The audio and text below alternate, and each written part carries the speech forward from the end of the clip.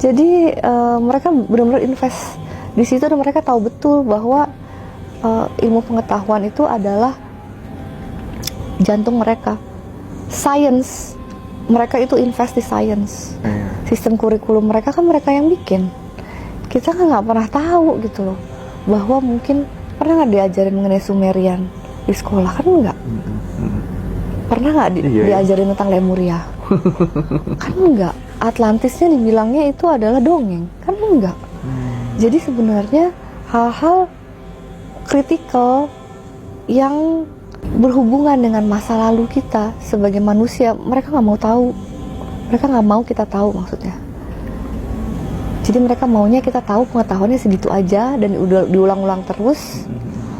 Ya udah, di luar dari itu bukan pengetahuan. Dan dalam nama sains, mereka mensahkan itu bahwa itu adalah pengetahuan yang sebenarnya.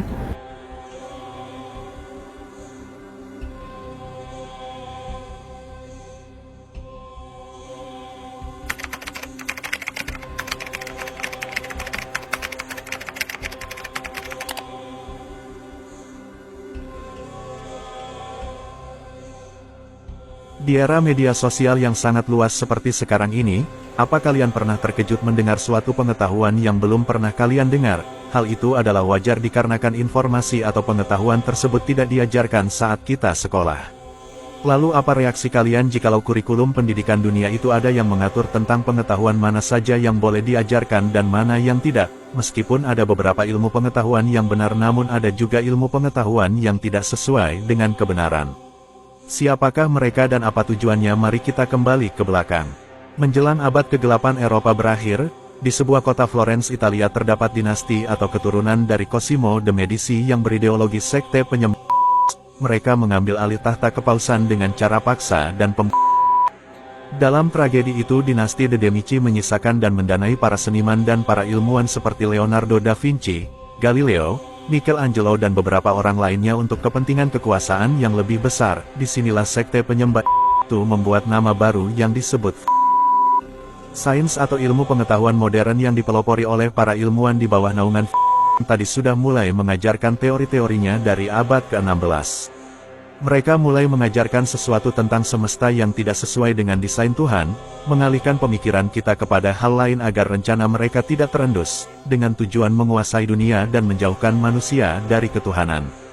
Karena jumlah mereka lebih sedikit dibanding kita, jadi mereka memerangi kita dengan cara yang sangat halus dan terorganisir melalui sistem-sistem dunia yang mereka buat.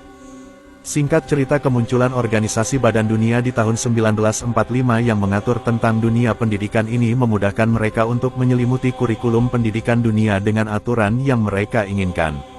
Sebagai tambahan informasi, sekte berkembang menjadi kelompok eksklusif bernama yang berisi tokoh-tokoh terkenal, para artis dan ilmuwan. Untuk pembahasan ini saya tidak bisa bahas lebih dalam demi menghindari pelanggaran seperti dua video saya sebelumnya yang akhirnya saya privasikan.